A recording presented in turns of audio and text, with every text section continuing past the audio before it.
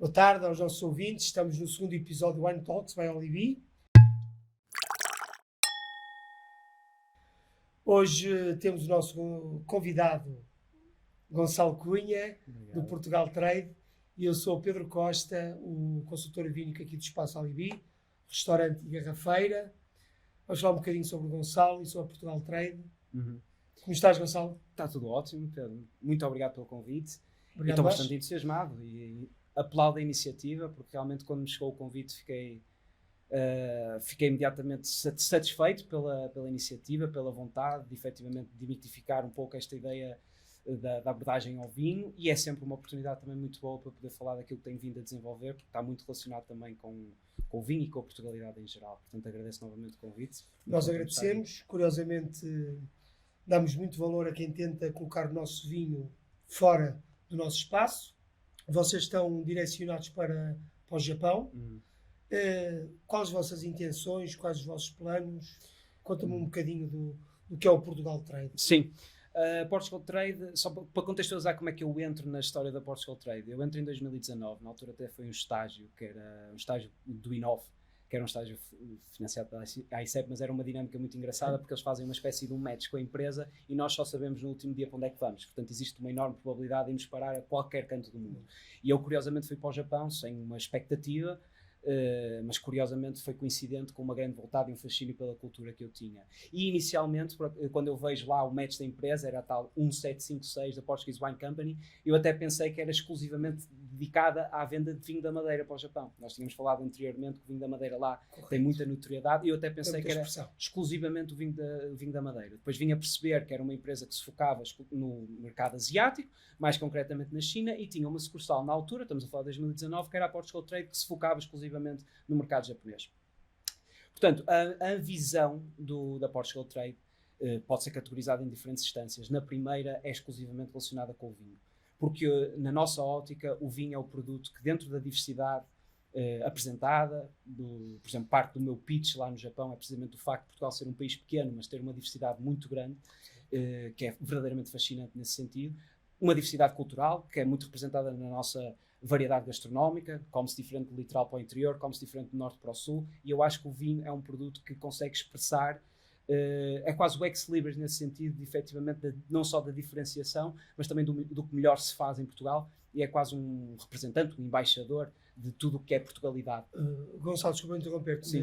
Normalmente nós temos a ideia, Japão, sushi, sake, portanto, e para desmistificar um bocadinho aos nossos ouvintes, os nossos seguidores,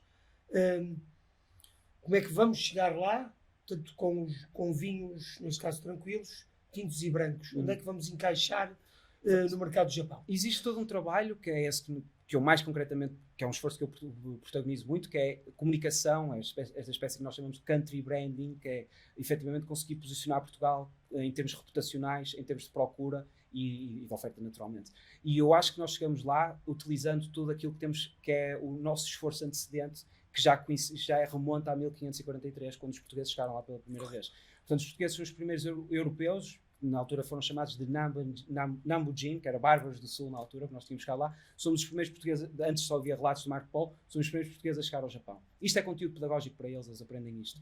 E nós tivemos muita influência, até gastronómica, eles comem tempura, que foi uma influência clara dos emissários jesuítas que lá foram, a fritar os legumes, a fritar isso, e é lá um prato de uma enorme tipicidade que se encontra em qualquer lado. E também tivemos influência linguística, porque nós influenciámos 400 palavras. Copo é uma delas. Copo é uma palavra que é o mesmo, designa o mesmo no japonês, que é influenciado pela palavra portuguesa. Pão, inclusivamente, lá diz pan. Portanto, tem toda uma influência direta deste aspecto da Portugalidade.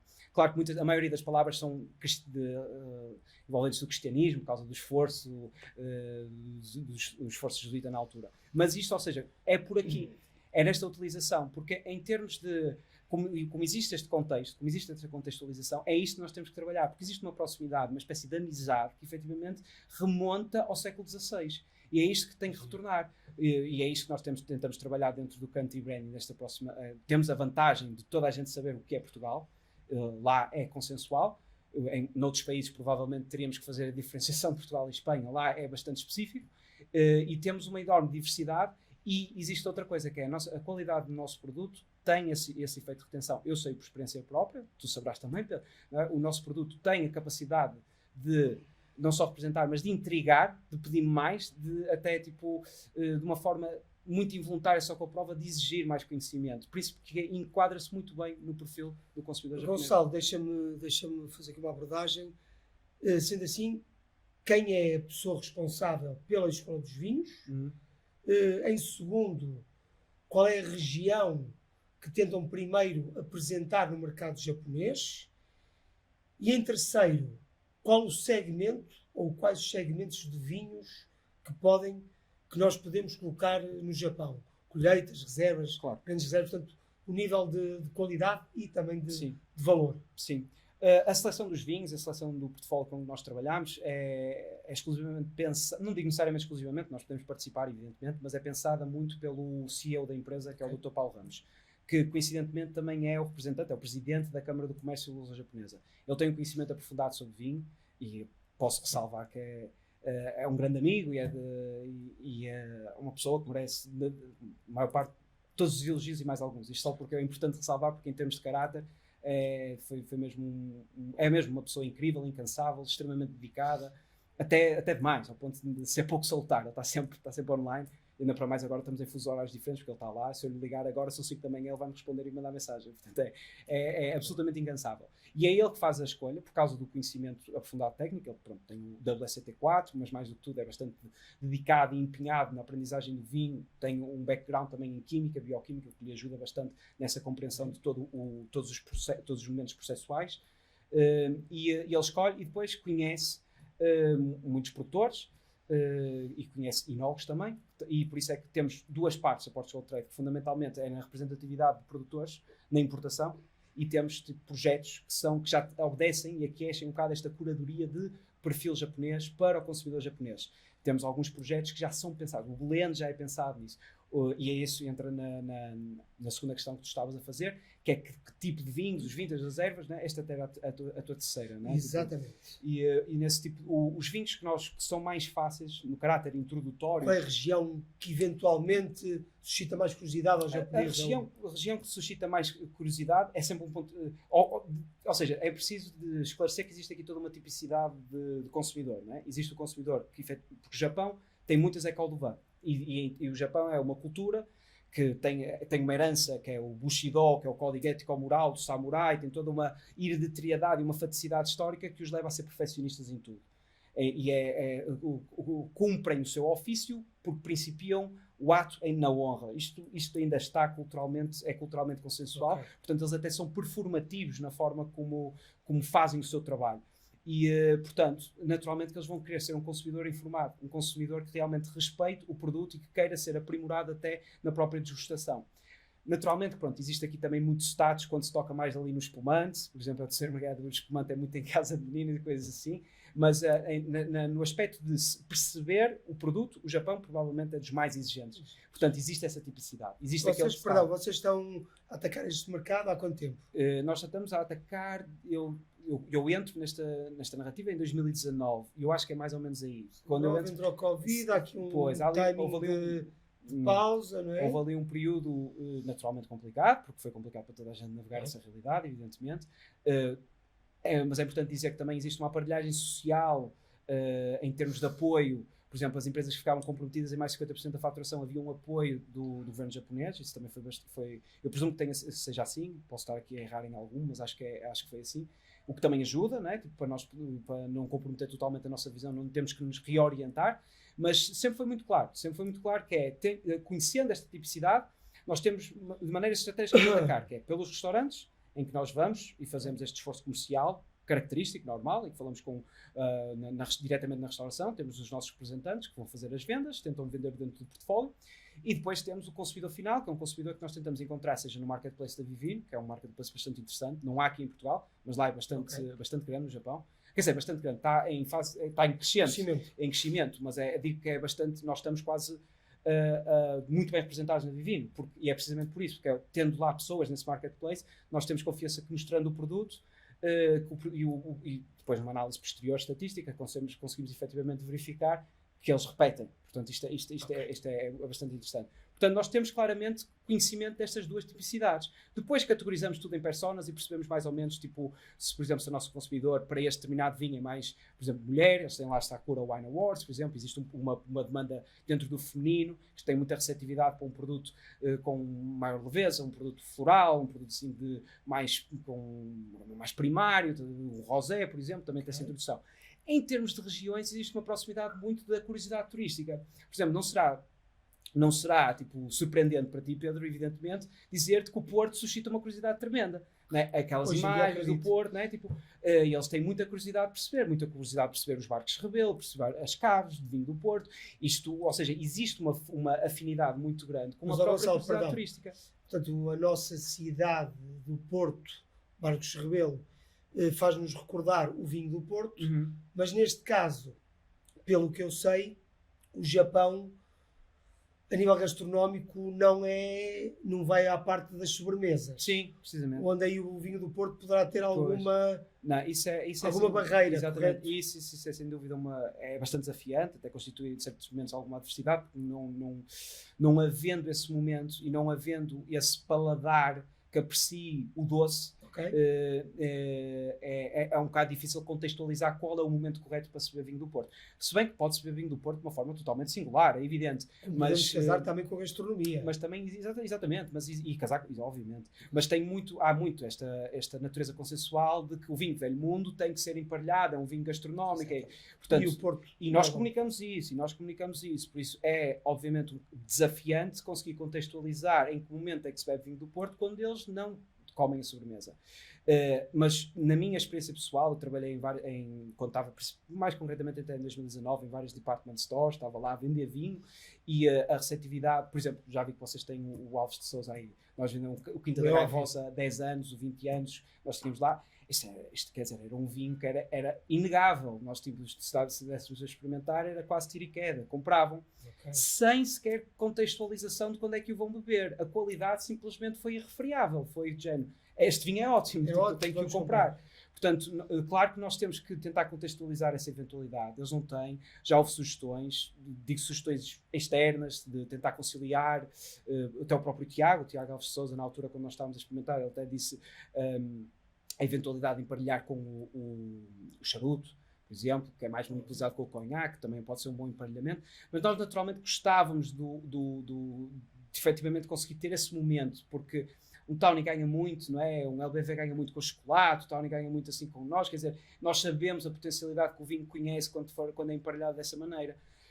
Mas é algo que temos que trabalhar, evidentemente. Mas também temos a sorte que o vinho do Porto é um vinho que, ser bebido por si só, claro, é prazeroso. Não, sem dúvida. Portanto, mas lá está. Fazer o casamento dele pode melhorar a experiência, mas caso não o fizermos, o vinho é delicioso. Pois, por isso é que eu estava a ressalvar isso, porque lá está. O principal desafio que eu sinto, isto é experiência pessoal, é efetivamente pôr o produto à frente. E eu digo isto completamente consciencializado do quão difícil é no panorama internacional. Porque nós estamos a falar de vinhos quando nós falamos do country branding francês, do country branding italiano, até da própria terminologia do WSET, que é muito francocentrada, é muito, quer dizer, nós estamos a falar de mesmo nível 3, que já tem uma exigência técnica bastante grande. Temos ali uma brevidade sobre o Porto, fala-se mais de sherry. Exatamente. O Alvarinho tem aquela associação à Galiza. Uma formação muito dedicada para o nosso país. Exato. E tendo totalmente consciencializado isso e sabendo que é qualidade, sem dúvida alguma, excepcional. Os vinhos que são bons são efetivamente bons, têm excelentes profissionais, têm um grande investimento, até emocional, naquilo que estão a fazer. Mas, efetivamente, o vinho português tem muita qualidade. E algo que eu reparo que costuma ser efetivamente consensual é que nós perguntamos, naturalmente que existe muito intervencionismo de pessoas efetivamente apaixonadas, até na própria cultura vínica e tudo, mas uma resposta que me parece ser consensual, quase clichê, é dizer, isto é as uvas. Nós tentamos somos quase minimalistas, tentamos não comprometer muito a natureza cá. E é isso, eu acho que isso é uma vantagem competitiva tão grande, e isso é tão imediatamente reconhecido. Eu vejo isso, mesmo a entrada de nível é surpreendente. Eles dizem muito que é oishi, que é a palavra tipo de gostam, apreciam, e eu na minha experiência verifico que o principal desafio é conseguir pôr, olha, prova este vinho, é esse momento, é conseguir fazer um ruído inicial que leva à prova. A partir daí o nosso produto vai vencer. Eu acho que sim. Aliás, estou convicto que sim, eu trabalho para isso. Gonçalo, eu espero um imenso sucesso da Portugal Trade, ainda por cima transportar o nosso produto, o produto que eu vivo, que sou apaixonado, e mostrar a todo o mundo, neste caso ao Japão, a nossa qualidade. Neste caso, aproveito para fazer um brinde contigo e temos uma brincadeira. Claro. Ok? Sim. Vamos fazer aqui uma prova cega de um vinho para saber a tua opinião, ok? Vamos a isso. Uma prova cega de um vinho estrangeiro, de uma casta estrangeira. Vamos lá fazer esta prova, ok? Vamos lá tentar aqui desmistificar este vinho. Ok. Primeiramente, Kampai, não é? No brinde, vamos fazer novamente, vamos Kampai. Kampai. É a forma japonesa. Muito bem. Muito bem.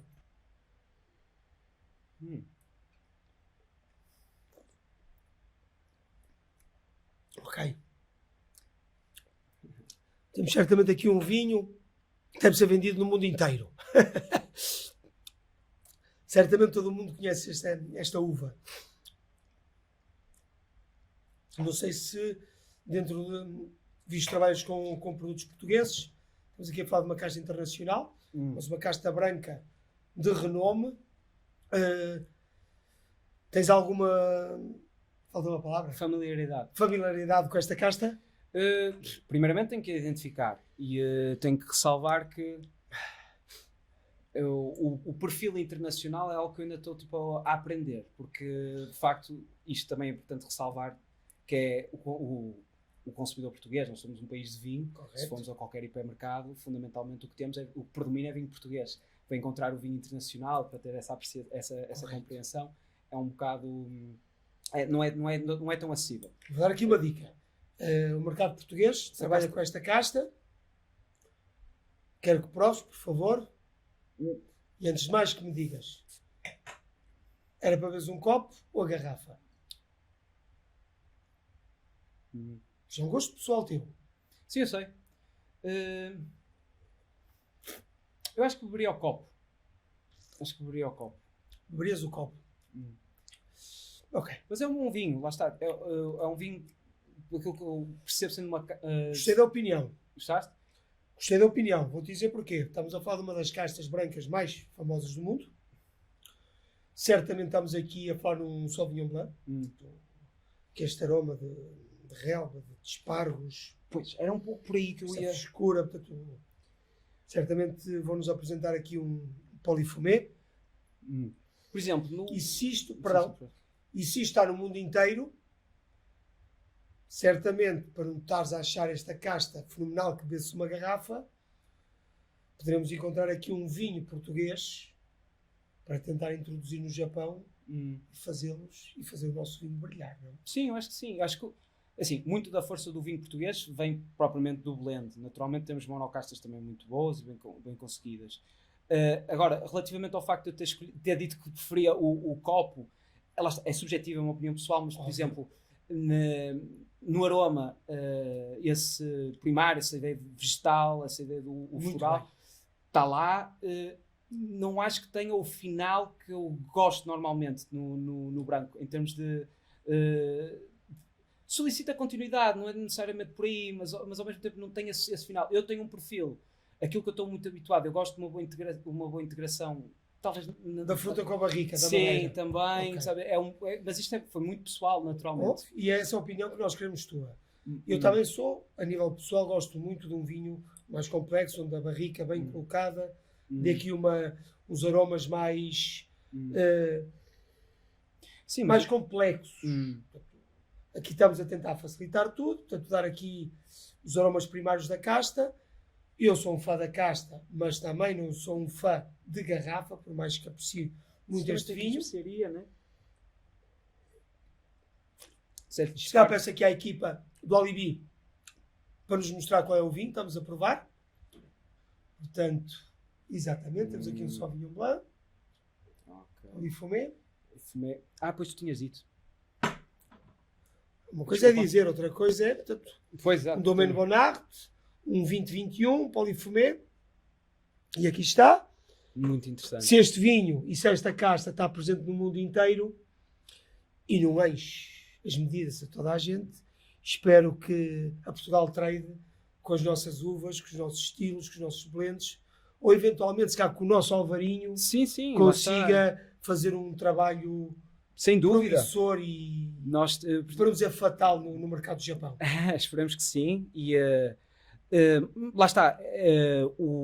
Agora, se falaste do Alvarinho, esta experiência que nós podemos até de conciliar um Alvarinho com loureiro, um perfil até que consiga evoluir bem dentro do copo. Há coisas muito interessantes que neste tipo de castas, porque lá está, nós utilizamos muito, por exemplo, as referências, quando estamos a falar do Castelão, em termos de vocabulário internacional, dizemos, tem ali um perfil semelhante ao Pinot Noir. Quando estamos a falar de Touriga Nacional, aquele nosso blend com o Tinta Roriz, um Merlot, Cabernet Sauvignon, ou seja, existe muito a utilização desta referência em termos de vocabulário e terminologia. Sempre comparar com quando nós temos com coisas de referência, ou regiões, ou países exatamente, e é precisamente o que estavas a dizer, isto está em todo o mundo.